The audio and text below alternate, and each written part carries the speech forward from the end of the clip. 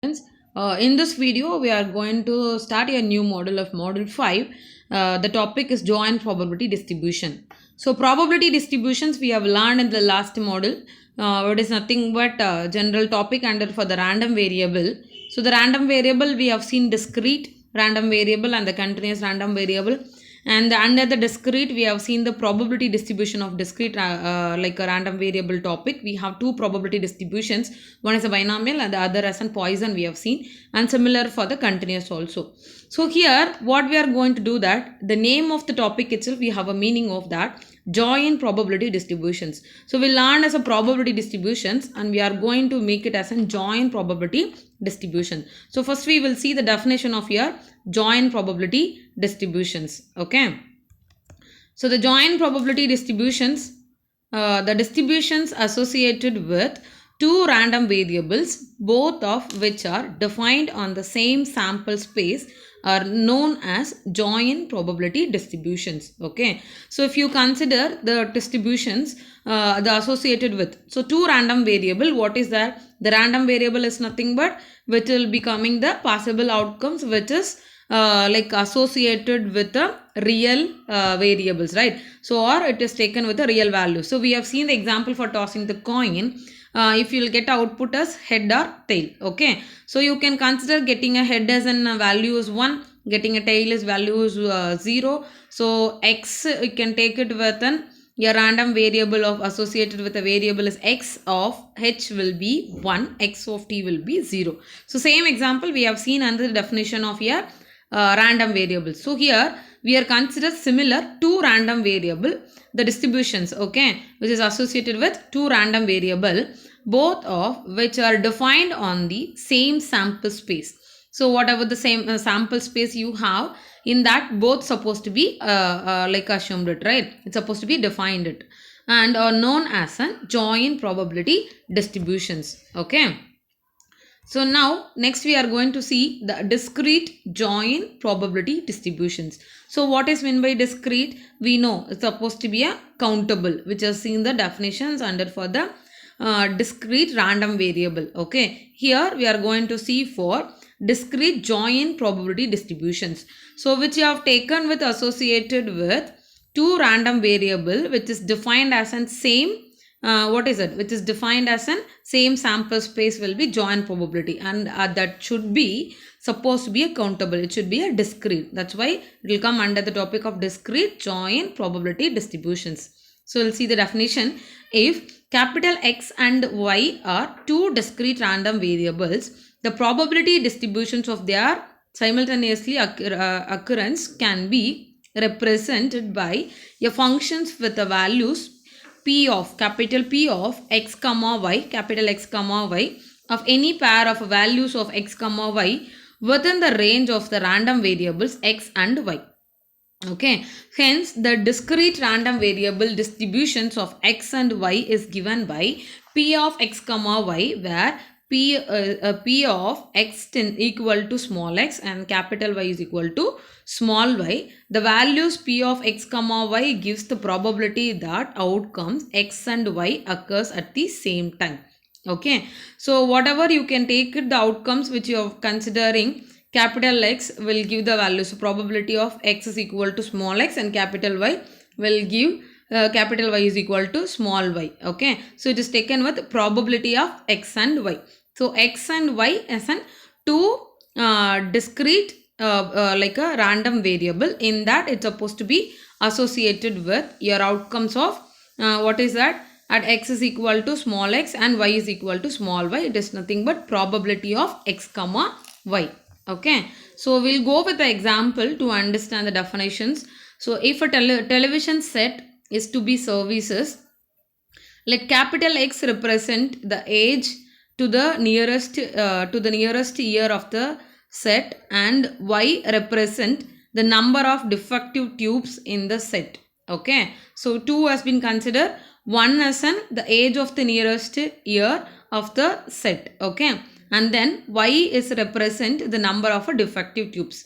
Then what is that? P of 5 comma 3 has been given. So 5 will be your X and 3 will be your Y. What is that? The probability that the television set is 5 years old okay, and needs 3 new tubes. That is what has been given it. So it is a 5 years old one, which is x value. So x represents the age to the nearest year of the set, right? So which is associated, what is that? It is x value is 5 and y value is 3.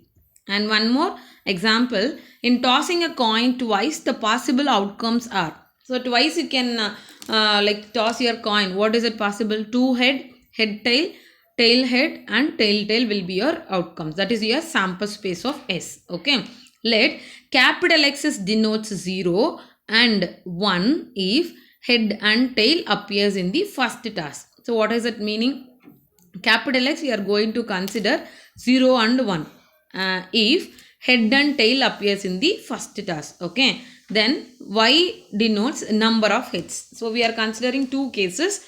First task it will come, it denotes, if it will come head it will be a 0 and it is a tail it will be a 1 for your X value, and then Y to be considered as a number of heads. See, you are going to take it from one experiment. What is happening? It is taken with tossing a 2 coin. In that it is associated with the 2 what is that? We have considered 2 variable of X and Y. Okay, 2 discrete one. Now you can see how that outcome will be there. So outcome, what is there? Head head, head tail, tail head, then tail tail. Okay. So what is that? As per the definition, first task it will be a head, it will be a 0. So first 2 will be a 0. Then next one you have a first task will be a tail, it's supposed to be values 1, and here also 1. So we have found here X values. Now it's coming to Y value. What is that? It is a number of head has been given for Y. So it is 2, 1, 1, 0, right? The range of capital X is nothing but together. What is here? 0 and 1. What is the range? The minimum is 0, maximum is 1. 0, 1 is here range. So whatever the value is there, you are supposed to write it as an range. Similar, you see the Y value. So I have 0, 1, 2, right? So range of Y is 0, 1, 2. Then P of X is equal to 0, Y is equal to 2. What is that? Probability of X is equal to 0 means the first task should be a head at Y should be 2. So at the same time, the probability of head should be 2. What is that? It will be nothing but 2.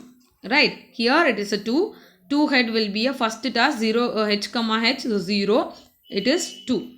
Then you can see that where and all is a first, it's a possible to head it as an X is equal to 0 you have here, and you have an outcome. What is that? Total number of outcome will be 4. The favorable outcome is only one chance, because getting a 2 head at first task H is equal to 0, only the first one, because you can second one also the X is equal to 0, but the number of head will be only 1. So it will be 1 by 4. And second one, you can see one more example.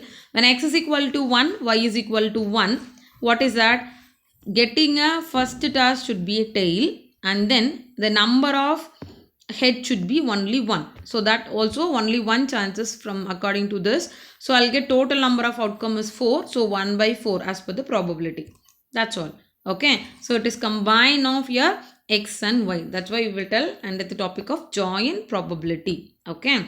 So next we are going to see the joint probability mass function. The probability function P of X comma Y is a joint probability mass function of the random variables of X and Y if it's supposed to satisfy two conditions.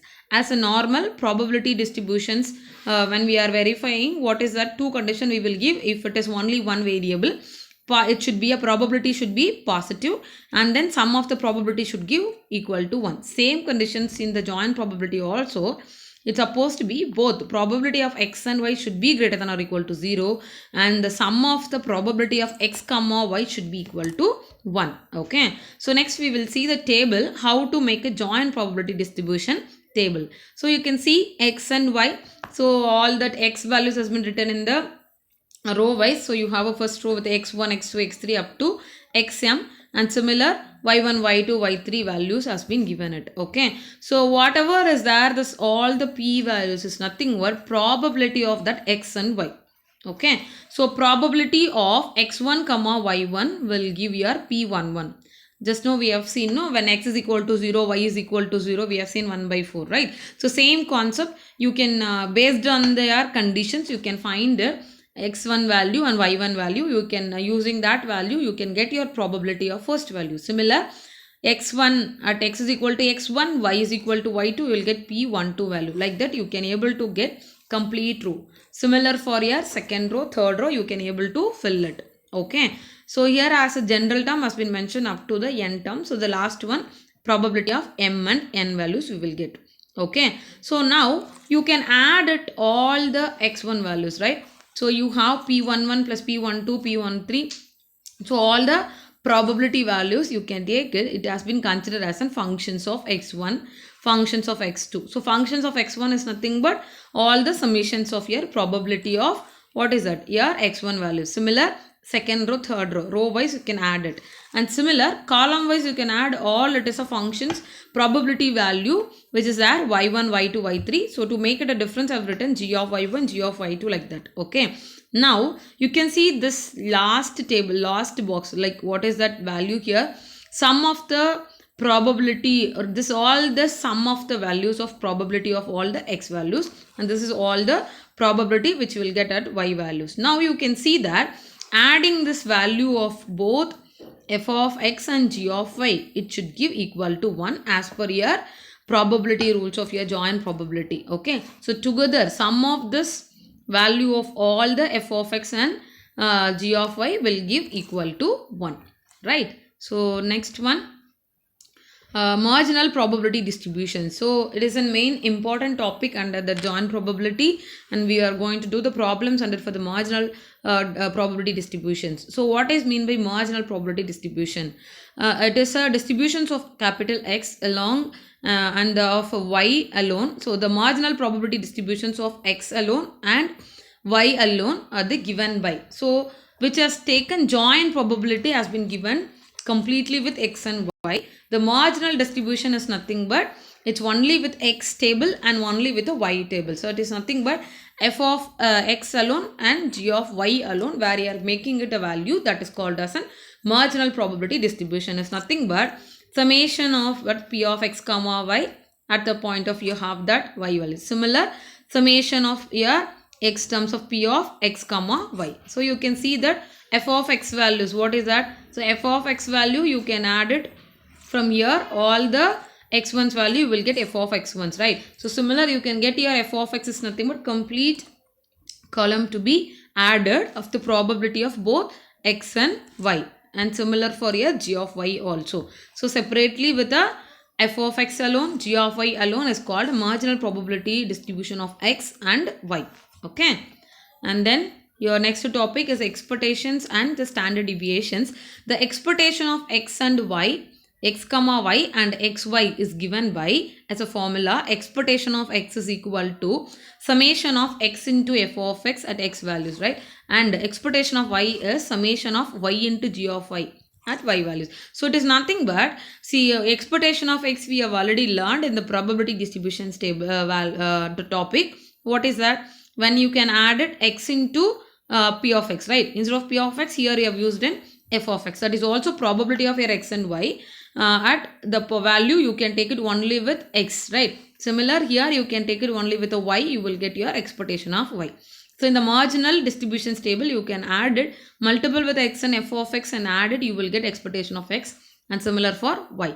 So together of expectation of x and y is nothing but summation of that both x and y of xy to be multiple with p of x comma y.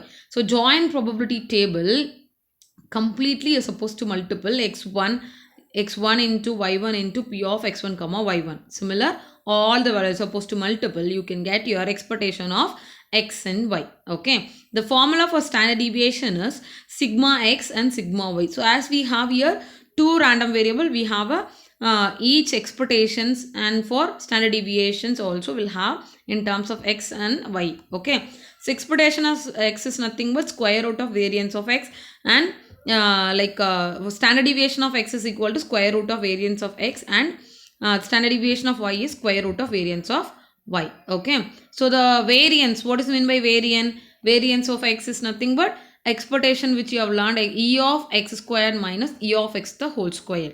Similar for your variance of y is e of y squared minus e of y the whole square. So this is a formula for your variance, where e of x squared, what is that? We know already, summation x squared into f of x. Similar, y squared is nothing but summation y squared into g of y. Individually, you are supposed to take a square root of x, then you can multiple with your f of x. Okay. The next formula is covariance. Covariance of x and y is given by covariance of x comma y is equal to e of xy minus e of x into e of y. Suppose e of xy is equal to e of x into e of y. So then we say that the random variables of x and y are statistically independent. So suppose you are getting it, e of xy is equal of e of x and y. So you can take it together with expectation of x and y will be equal of your expectation of x into expectation of y. Both will give a same answer, only possible when x and y are independent, statistically independent. If x and y are statistically independent means your covariance will be 0, obviously, right? Both will be equal, it will go for 0, right? Next one, the correlation. The correlation of x and y is denoted by a row of x comma y. So as we have already learned in statistical method of a correlation, there is a relations between the two variable we have learned in the basic one. So here we are going to see under the topic of your probability. Right. So here the correlations which are related with the both x and y, which is equal to covariance of x comma y by sigma x into sigma y. So as you know, if suppose x and y is statistically independent, both are independent means your correlation also will go 0 because covariance of x comma y will be equal to 0. Right. So I will get for correlations answer also will go for 0. Okay. Thank you.